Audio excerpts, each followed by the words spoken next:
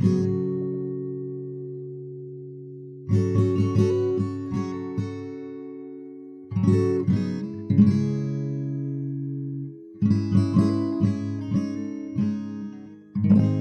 trucks and pop-up restaurants are two trends that have dramatically changed the food preparation and consumption landscape around the world over the past few decades, but in the prior 10 years or so in particular. Food trucks, in their relatively modern incarnation, have an ancestor in the Texas chuckwagon, a cattle ranching mainstay that was essentially a typical covered wagon, one of many in a wagon train, that was adjusted slightly to serve as the caravan's pantry, the kitchen, the butcher shop, and the central gathering space for those working on the range. Settlers and cattle drivers and loggers and other frontier dwellers would travel alongside these chuck wagons because it was a centralized source of food, and generally the food was a combination of beans, salted and preserved jerky-like meats, coffee, and corn and sourdough biscuits. Anything that had a lot of calories and that would travel well before refrigeration was a thing. Horses were eventually phased out in favor of motorized vehicles, and the wood and iron wagons evolved alongside the prevailing technologies of the day into something that looked a bit more like a piece of artillery than a vehicle. 19th and early 20th century Germans actually called their version of this upgraded field kitchen the Gulaschkanonen, or goulash cannon, because it looked so much like one of their cannon turned upright, the chimney on the cooking cart serving as the cannon barrel. The so-called mobile canteen evolved from this general concept and became popularized in part because of the British tradition of a tea break, which served as a bit of a morale booster during World War II, when British mobile canteens gave Allied soldiers a place to congregate, to sip a bit of caffeine and eat a snack, and to chat with their fellow servicemen. The mobile canteen was usually quite a bit like the German goulash cannon in nature, something that looked a bit more like a street vendor's hot dog cart than a chuck wagon, but different versions existed, and the line between the cart version and the vehicle version was fuzzy, with an array of both larger and smaller types often being deployed to fill different roles in different types of geography.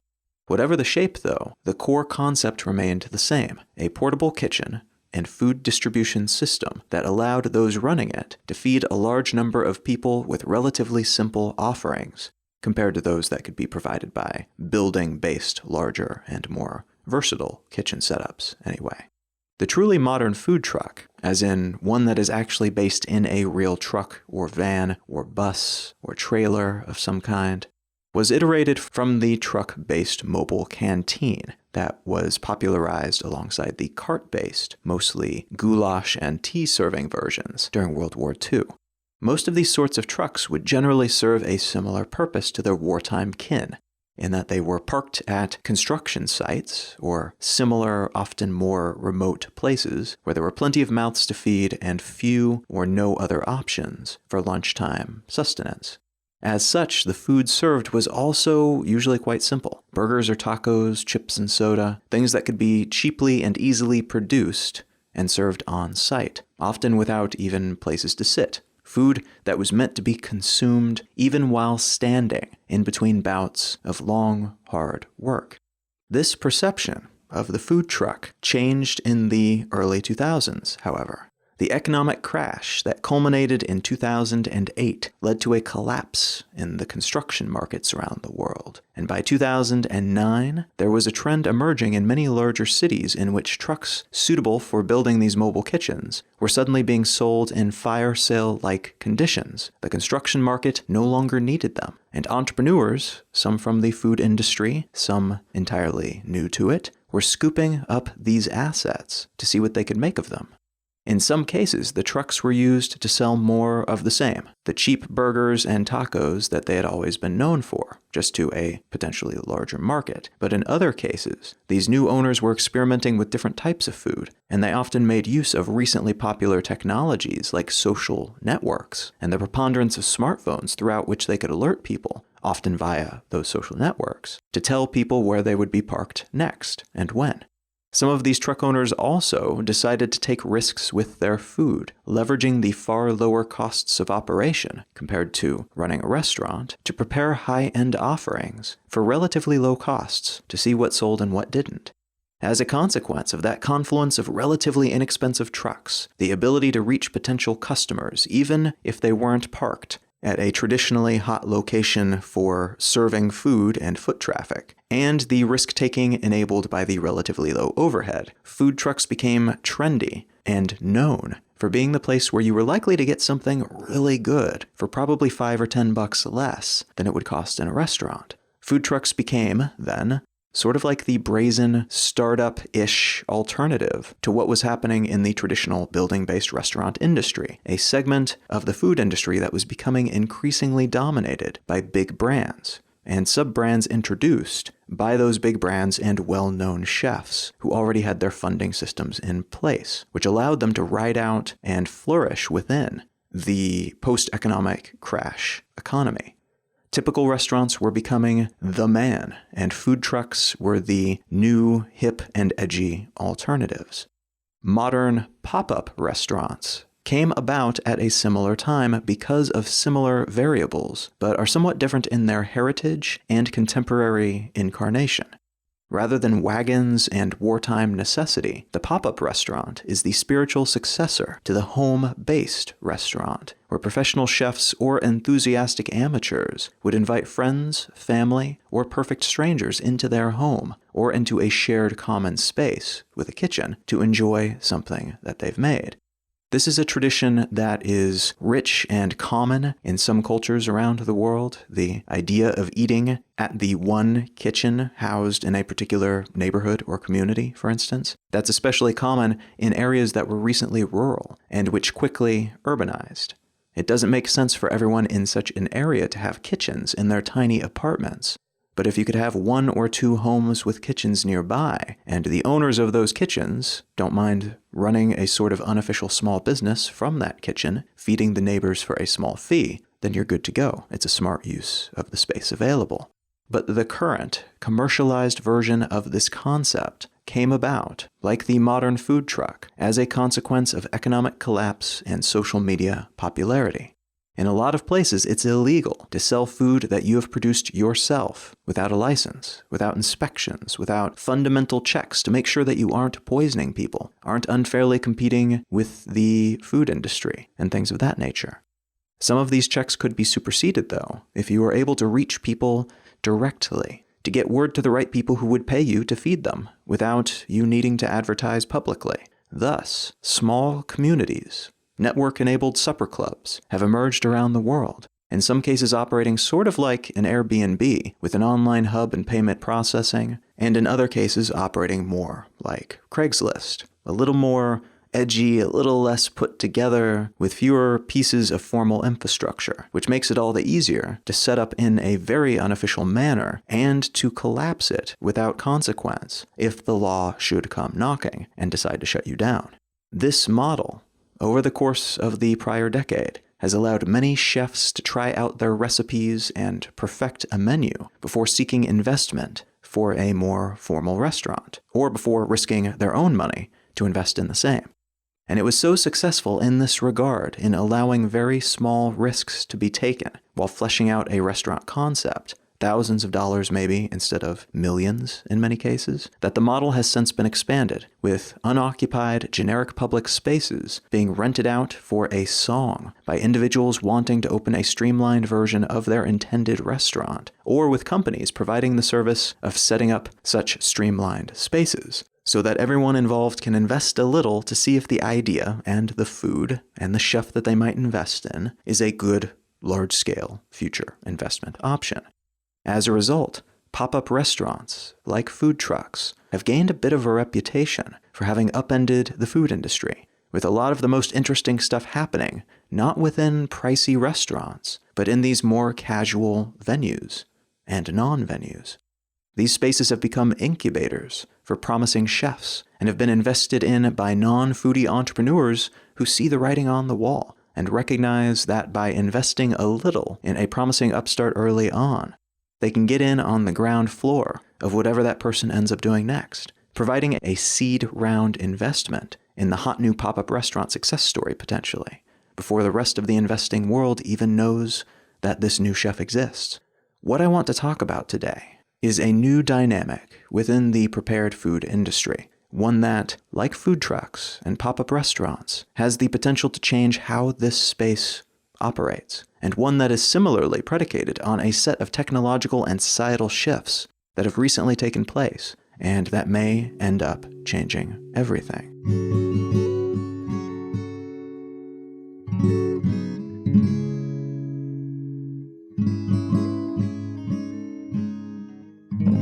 You are listening to Let's Know Things.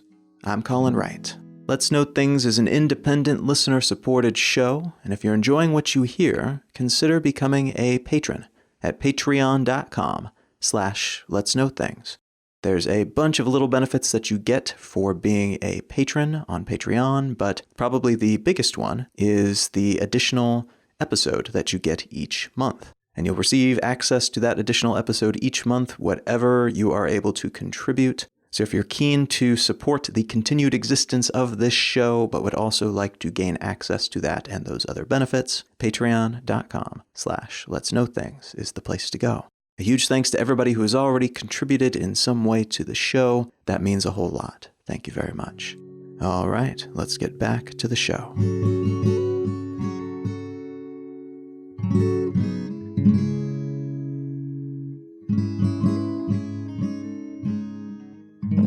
The article I'd like to unspool today comes from TechCrunch, and it's entitled "A Rare Glimpse into the Sweeping and Potentially Troubling Cloud Kitchens Trend."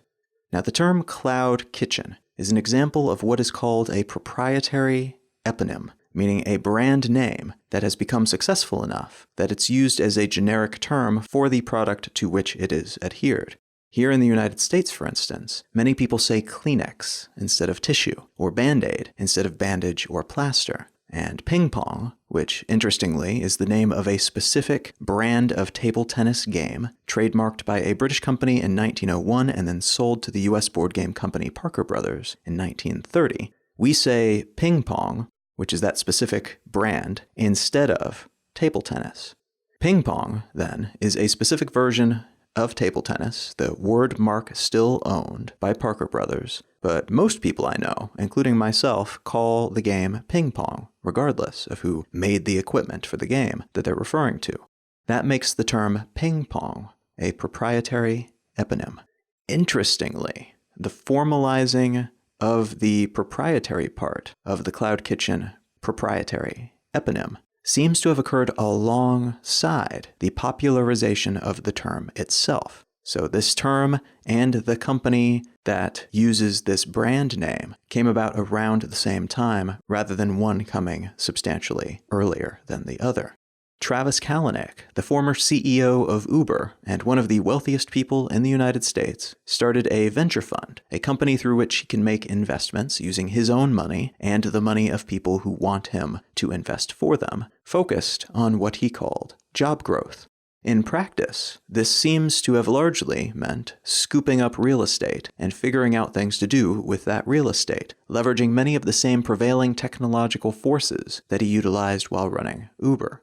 In March of 2008, Kalanick bought a controlling interest in a company called City Storage Systems, and in June of 2018, via City Storage Systems, he took controlling interest in a UK-based company called Foodstars, which now exists as part of his portfolio alongside a US-based equivalent he also controls called Cloud Kitchen, and he is reportedly, currently, as I record this, undertaking plans to invest in or buy similar companies, or companies that he can revamp so that they serve similar purposes, in India and China, and perhaps Saudi Arabia and other select locations in the Middle East as well.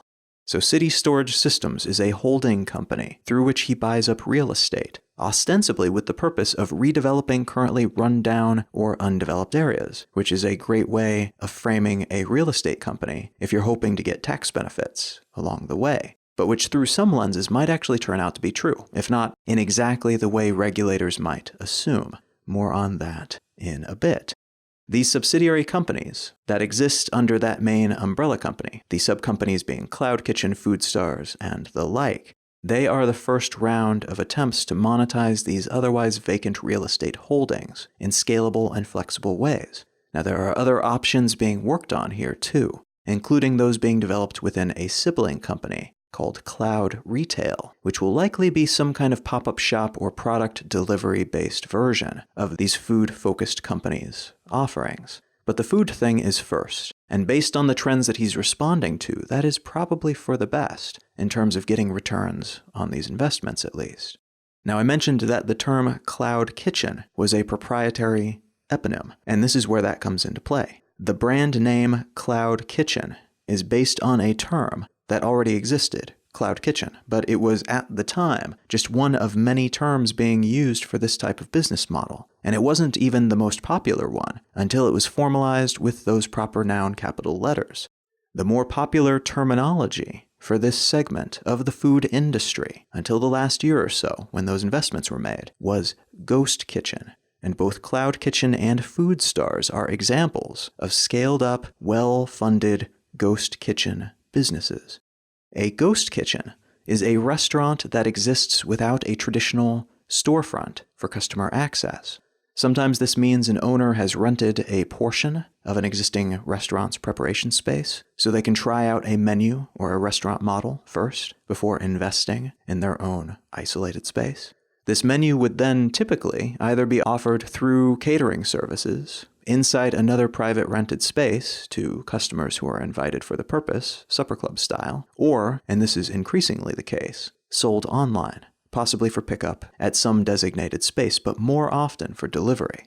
Sometimes a ghost restaurant will be set up within an existing restaurant by the restaurant owner, so they can try out a new concept, either for an entirely new menu or for new dishes, before formalizing them into something more concrete. So you might have an Italian place that wants to try selling a burger that flies in the face of what they typically do. So they set up a separate sub-brand through which they sell this burger and maybe some fries along with a few other easily translatable things like desserts and sodas. And all of that takes place online for delivery only. Their normal restaurant continues to operate as it always has. No burgers are thrown into the mix. Nobody's messing with the traditional Italian food that has worked so well for them. But now, they have this sub-business that's operating out of the back, and they have the option to someday, maybe, add some of those experimental delivery items to the main menu. Or they can keep it as a sub-business that is delivery only.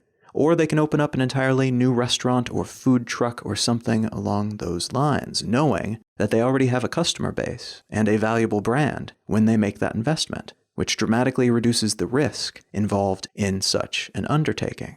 And then there is the platform-born portion of this trend. The ghost restaurants established by delivery platforms or incentivized by delivery platforms to exist, which are increasingly based out of kitchens built exclusively for this purpose, rather than out of existing kitchens, and which thus have certain advantages when it comes to working with delivery platforms, with the many apps through which customers can place orders for food prepared in these spaces. It's this last model that Kalinix companies are investing in and starting. They are buying up real estate, fixing those spaces up to be operational modular kitchens, and then either placing their own brands in those kitchens to churn out deliverable food, or allowing other companies, other chefs or would-be chefs, to rent the spaces from them, selling the resultant food on the myriad food delivery apps that have popped up around the world, rather than at sit-down or take-out storefronts.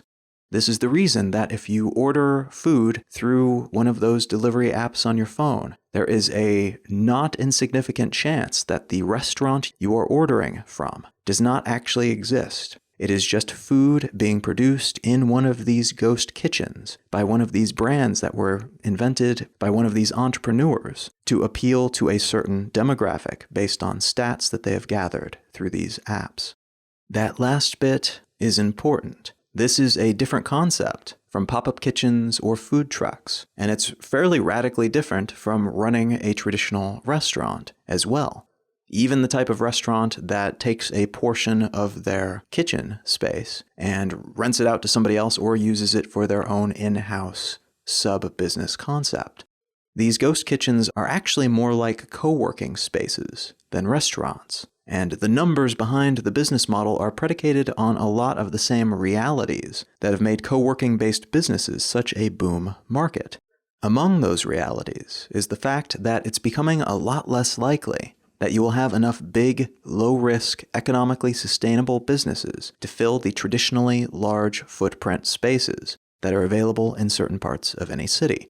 So these entities that can afford to purchase these under-occupied, massive swaths of real estate can put down their money and then break these bigger spaces up into rentable, smaller spaces. And because there's less certainty with any individual occupant, but also because there's an advantage to being able to quickly up and down scale when need be, many of these business models allow for shorter lease periods and the ability to add on more space modularly when necessary, or to be able to scale down tactically or as a slow type of retreat when warranted. And that means that these spaces generally don't have too much trouble finding renters. There are advantages and the price is typically right. Because of this, it's easy to see why Kalinek's company and several other real estate businesses might have decided that this is the way to go, that this is the facet of the food industry to focus on. And again, framing this focus as a job creation move potentially allows him to go to local politicians and say, hey, give me some monetary incentives to buy this space and I will make it worth your while. Job creation stats are always popular come election time. The food industry, and the food delivery industry in particular, right now though, offer further kindling to that investment fire. People will always need to eat, so it's a decent space to be involved in some way, whatever time period we might be talking about. But the numbers for prepared food delivery, in particular, are ballooning, and that inflation is likely the consequence of several intersecting technological and social trends.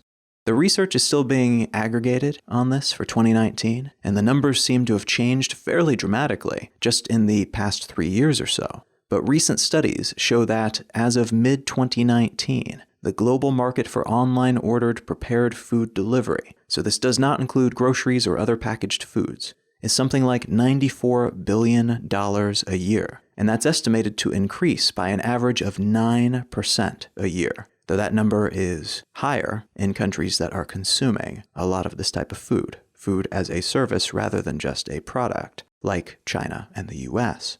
Other research indicates that online ordered food from restaurants is increasing at 3 times the speed that dine-in traffic is growing, and that China has, by far, the largest customer base for online ordered food, with a total market volume of around $40 billion, followed by the US in second place at around $22 billion. Let's keep those numbers in perspective, though. The global overall food retail market, consisting mostly of grocery store purchases, was valued at around $8.77 trillion in 2015, and is expected to reach about $12.25 trillion by 2020. Compared to that, a worldwide valuation of $94 billion is tiny, though to be fair, it is a segment of a segment. It's a particular niche within the niche of having someone else prepare your food for you, rather than you buying it for yourself and preparing it yourself. And within that larger niche of restaurants and takeout and deliveries, this niche, online ordered deliveries, is growing quite quickly. Also worth noting is that, though currently small in raw monetary terms, the demographics that order the most food for delivery via apps and websites tend to skew younger, and they are joined by the younger, older demographics, folks in their mid-20s to their mid-30s, who make more money than average. So those two demographics, very young people and relatively young people who make more money than average, are at the top in terms of ordering food online for delivery on a regular basis. So while none of this is destiny, this isn't a crystal ball that predicts more and more growth for this facet of the food industry, it is potentially an indication that this niche could continue to grow as these young people grow older and have more resources to spend on this habit that they've adopted. This also shows that it is an industry that tends to attract wealthier than average consumers, which often leads to more investment, whatever the industry, because there's more money to be earned from people who have more money. And that consequent investment in things that wealthier people enjoy can in turn stimulate more growth by bringing in more interest from a wider variety of aspirational demographics over time. Such investments are almost certainly part of why this growth is already happening, too, because tech companies with well-stocked war chests are more likely to provide incentives to customers in the hope that those customers will give app-based ordering a try, or if they're already familiar with the concept, that they will use their particular app instead of the ones provided by their competitors. Most developed markets at this point have at least 2 or 3 main competitors in this space, along with a handful of smaller, regional ones already. So those who are currently entrenched have almost certainly paved this path during their process of entrenchment. We are also seeing growth in this space. It is posited because of the increased comfort that we have, broadly at least, with having things delivered. We have an increased trust in and reliance upon dealing with business entities online. And we're growing accustomed to the ever-increasing efficiency of delivery models in general. Now, for all its flaws, and there are a great many, Amazon and their Prime program pushed the envelope in terms of what customers expect when it comes to online shopping. They created a system in which the customer can find whatever they want whenever they want and get it delivered quickly, often with low or zero delivery fees attached. The ability to order food from that place across town then, or that place that has the vegan food but which always requires a long wait, to get that delivered to you instead while you sit around and do anything else, that is a compelling offer. Add to it the benefit of not having to leave the house, not having to put on pants, being able to kick back in front of Netflix or continue working, answering emails while waiting for the delivery to arrive. That makes it, in some ways, even more compelling. Another benefit was tacked on to this foundational collection of benefits in 2013, when the so-called aggregator food ordering apps, like Grubhub, were joined by apps like Deliveroo. The previously available aggregators mostly just showed users all of the food delivery options in the region, and then would sometimes offer incentives like coupons related to those existing options. The latter, though, which are often referred to as the new delivery options by market research firms, introduced the option of ordering delivery from restaurants that never before had delivery options available. So that restaurant that you like or the diner with the burger that you enjoy, neither of which had their own delivery options previously, could now deliver to you via workers employed by these new delivery companies. They would swing by and pick up a carry-out order, converting that carry-out into delivery as part of their service. This change was fairly revelatory for this segment of the industry, and it accomplished it by making use of a lot of tech world tactics, many of which are both a blessing and a curse, a very mixed bag. These new delivery companies could afford to provide these services, for instance, because of the economics of the gig economy. This is the same tactic employed by companies like Uber when they employ drivers without actually employing drivers. If your grander strategy is to provide services that would traditionally require a sprawling workforce with its accompanying overhead costs, the gig economy allows you to pseudo-employ that workforce without being on the hook for things like insurance, firing and hiring laws, and a lot of the other hurdles and hoops that come with bringing on true employees. These freelance-style contracts enabled this type of delivery because without it, the costs associated with such a service would have priced it far beyond the range of mainstream accessibility. This gig economy structure is also, however, speeding up a shift from an economy of employees to one in which there is a lot less security and certainty for huge portions of the workforce, including those who drive rideshare cars and deliver food to our doors. A nuanced discussion about the gig economy is a much bigger conversation, but the important thing to know here is that there are pros and cons to it, that it is a response to a major shift in the economy, but also is one of the catalysts and accelerators of that shift, and that it's gotten a mixed response around the world, as regulators have begun to weigh in, with some of them bringing down the hammer on companies that try to lower costs via this model, while others say that it's okay for now, and we will see what happens. Beyond employment condition concerns, though, there are other potential future and existing consequences within this space that are worth keeping in mind when learning and thinking about the world of cloud kitchens. First is that, like the ride-sharing world, and Uber in particular, the owners of these companies seldom hide the fact that they are looking to further optimize this space to the point where they can do the majority of the work without people in the loop at all, or with humans there to maybe manage the robots and software, but as few of them as possible compared to what's required today. This means autonomous cars and drones to make deliveries. It means automating parts of the cooking process or the communication between customer and company, maybe by using software like Google Duplex, which can schedule things for you and which sounds quite a bit like a real human, even going so far as being able to engage in simple small talk on the phone with actual humans. This could be good in the sense that it would potentially lead to lower prices for customers, though that would depend largely on what expectations of returns the investors at a particular company have. And based on the amount of money being funneled into these businesses at the moment, it's likely that most of that additional profit margin would go into their pockets, or maybe as an edge case would be used to bleed their opposition to death with promotions and temporary regional discounts. So there's a chance that some of these automation-based efficiencies could be widely beneficial, but there's also a chance that it will mostly be beneficial to the folks up top, not everyone else. Second, we might also see a change in how cities are set up and how they look and feel when you're walking or cycling or mass transiting your way from place to place.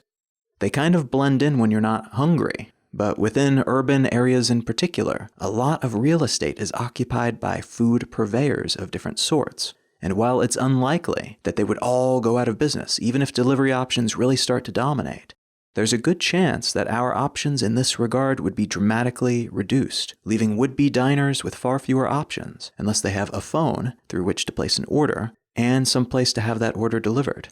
Keep in mind that a lot of these cloud kitchen setups don't even have windows, much less places to sit down and eat. So if you swapped out all of the sit-down restaurants or walk-in food counters with cloud kitchen equivalents, you would have block after block of what amounted to warehouses, rather than businesses that add to the local flavor. That's not to say that this aesthetic priority could not change, and it's not to say that food offerings would absolutely disappear if online delivery services came to dominate. But in certain areas in particular, like those being bought up by the block, by Kalanick and his ilk, it's likely that we will see the emergence of warehouse districts populated primarily by gig workers, emerging in these areas that were supposed to be revitalized with actual job creation in mind. Instead, we could see something that approximates the concept of job creation and implies that it will make the area a nicer place as a result, but which, in practice, could actually have the opposite effect. Third, it's possible, and maybe even likely, that we will begin to see a lot of the middlemen being cut out of this industry as scale is achieved and the model reshapes to prioritize higher profit margins. What this generally looks like is a platform-building business playing friendly with the incumbent entities in an industry for a while, and then someday cutting them out of the picture, pretty much as soon as they are able to replicate that incumbent's offering decently well, so they can either then starve them or straight up boot them from the sales channel that they control. A perfect example of this is Amazon and the many sub-brands that they own and sell on their marketplace. The way this works is Amazon invites all the brands on the planet to come sell their stuff through the Amazon marketplace, promising them a new source of customers and algorithms on the website that will help them solve the online selling problem that most companies are bad at making work. Then, when a clothing brand or a brand that makes batteries starts sending their customers to Amazon, Amazon is able to replicate some of those products with a generic version of the same, and then suggest that generic version that they own to customers who previously bought that other name brand version. This allows them to very often undercut the brand that they invited to the party in terms of price, but more importantly, It allows them to capture that existing brand's customers, making them Amazon customers instead.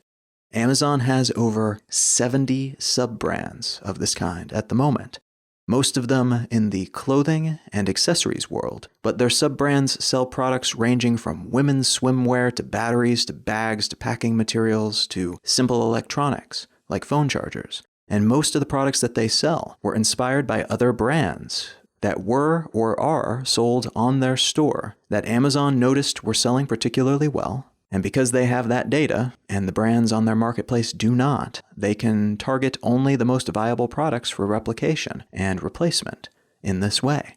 Now, I use Amazon as an example here because they are the perfect example of the pros and cons of this setup. It can definitely be a positive thing, especially if you're a customer, but it can be a serious negative if you are the company that they are ripping off and undercutting. But I also use them as an example because they actually have a horse in this food delivery race. Amazon ran a sub-brand called Amazon Restaurants for a few years before closing it down in June of 2019, something that they'd already done with their UK-based wing of this particular subsidiary back in 2018. In May of 2019, though, they announced a more than $500 million investment round that they had led in the UK-based food delivery company Deliveroo. And it was suspected that they intended to use that in that they now had with the company to help them get their foot in the door with food delivery around the world. This investment has recently been called into question by regulators who said, okay, this kind of looks like monopolist behavior, so let's slow down and see what's really happening. And Amazon in response has claimed that they are not intending to absorb Deliveroo, they just want to work with them to deliver prepared food alongside the other things they deliver. Whatever the truth of the matter, and whatever regulators decide in this particular case, Amazon definitely wants in on this space. And Deliveroo, through their subsidiary Deliveroo Editions, is involved in the cloud kitchen industry. They've been getting restaurants to provide them with Deliveroo-only menus and have invested in kitchen, real estate, and communications and branding services as well, setting up their own cloud kitchen assets to help them and anyone they might work with in the future, not naming any names, to establish differentiation with their competitors, but also make investments potentially in their own restaurant brands that exist only within these cloud kitchens and on their app. So that model, the Amazon model of setting up the infrastructure and then absorbing or replacing all the other entities that use it, many of which benefit from the short-term gain of having their products on such a widely used marketplace, only to be suffocated by the better-funded, more powerful entity that controls it all. That is very much a possibility in the world of cloud kitchens as well, and variations on that theme are already occurring, even now. Grubhub, for instance, was recently called out for buying up the URLs, the web addresses, for restaurants that are using their service. The idea here, they claim, is that this allows them to better serve the restaurants that are on their app, so that folks searching for them online can more intuitively be directed to where they can order from that restaurant immediately. But the less generous take on this news is that Grubhub now owns these restaurants' online presence, which means they can never leave Grubhub, can never stop dealing with them. And if they piss Grubhub off for some reason, they could find their URL redirecting to a local competitor's website.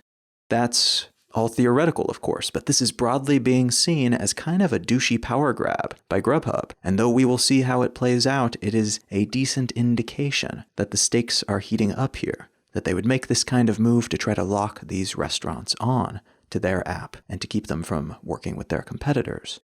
We are also likely to see more of what Deliveroo is doing, going for a vertical integration play, opening up their own kitchens and incentivizing local businesses to make portions of their offerings exclusive to them in order to provide distinction between Deliveroo and their competitors, but also to lock those resources, these food creators and brands, into their platform, making it more difficult for them to switch over to a competitor or to work with multiple platforms instead of just theirs, or potentially to do their own online play that they control, to own their own platform, their own website, their own app. There are also already companies, if you have the money to invest, ready to jump in and build you a virtual business, a cloud kitchen-based restaurant, renting you the space, setting up the order-taking technology, providing you with a logo and a name and a vibe, and potentially even the food itself, the recipes. They can hook you up with gig workers to run the kitchen and deliver the food. It's all plug and play. And that means portions of this industry are becoming a lot more replicable and systematized, and differentiation will become ever more important as things become increasingly mass-produced and interchangeable in this way. It also means that human beings, and even to a certain degree brands, are becoming more like replaceable cogs, demoting the value of a brand and the value of a skilled worker in favor of cost and speed optimized variants instead.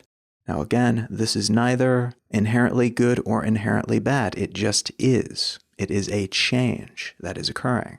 I have all kinds of issues with Amazon and how they do business, and yet I keep using them, even after thinking through all the downsides and comparing them to the alternatives. There's a good chance that in the near future, that same conflict will exist for many of us, with many of these cloud kitchen companies. There will be a lot of pros and a lot of cons to take into account. The food and service may get cheaper and perhaps even better by some standards. But what happens to our local businesses, the streets we walk, the restaurateurs who spent decades building up their reputation, the food that is not optimized for delivery, but instead some other standard of quality? All of these things could become more scarce and more expensive, where they're still available, at least. I think we'll also see a lot of new business models that emerge as a consequence of this new paradigm.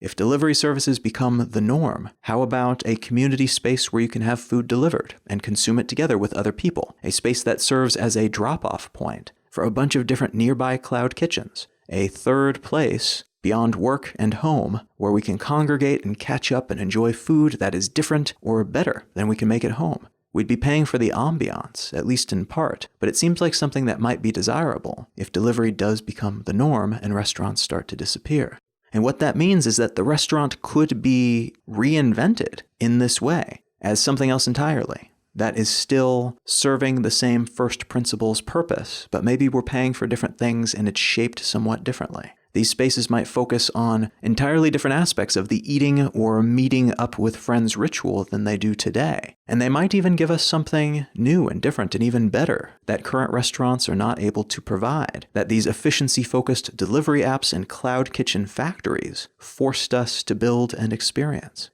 It may also be that we, our habits, our norms and expectations, are what end up changing, what rearrange themselves around this new dynamic, to the point where we eventually can't remember what it was like to go out and get food, to have a place where you sit down and eat, rather than having it conveniently delivered to you wherever you happen to be.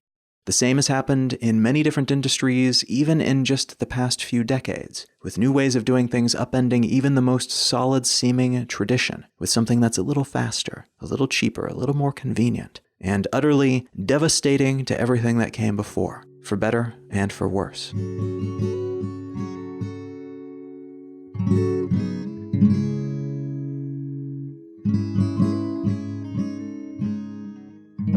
If you're enjoying Let's Know Things, consider taking a quick moment to leave a review wherever you get your podcasts.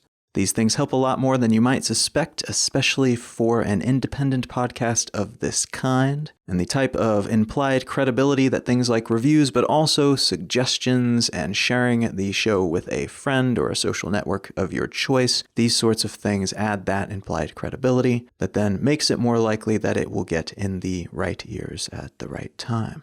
So if you're enjoying what you hear and if you have a quick moment, consider leaving a review or sharing this show with someone who you think might enjoy it. The book that I'd like to recommend today is called Utopia for Realists: How We Can Build the Ideal World by Rutger Bregman. This book is interesting. It was actually a little bit more radical in some ways than I was expecting, though looking at the reviews of it after I gave it a read, I probably could have been easily forewarned. The New York Times reviewer called Bregman, quote, a more politically radical Malcolm Gladwell, end quote, which feels like a pretty accurate description to me. His book has a somewhat familiar format, but he definitely approaches some topics in a more radical way. Topics like universal basic income, the 15-hour work week, things like open borders, like completely open borders, and the potential benefits of doing something like that. He also goes through the concept of utopia and the concept of ideal and what it might take to build something better than what we have now and where we even start with that type of ideation leading to action. If any of that sounds interesting to you, consider picking up a copy of Utopia for Realists by Rutger Bregman. You can find out more about me and my work at colin.io. You can find the show notes for this episode and every episode at letsknowthings.com. You can find my advice column about life at somethoughtsoboutliving.com, and you can feel free to reach out and say howdy on your social network of choice. I am Colin Wright on Facebook, and at Colin is my name on Instagram and Twitter and YouTube and so on. Thank you so very much for listening. I am Colin Wright, and I'll talk to you again next week.